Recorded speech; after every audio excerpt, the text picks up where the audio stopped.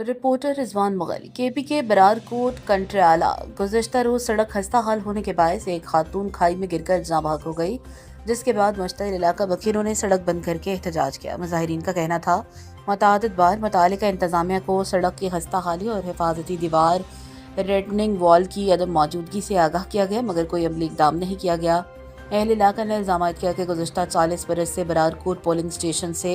सरदार यूसुफ को वोट देकर कामयाब कराते रहे, लेकिन कंट्रियाला की हदूद में आज तक तरक्याती कामों पर 1 रुपया भी खर्च नहीं किया गया।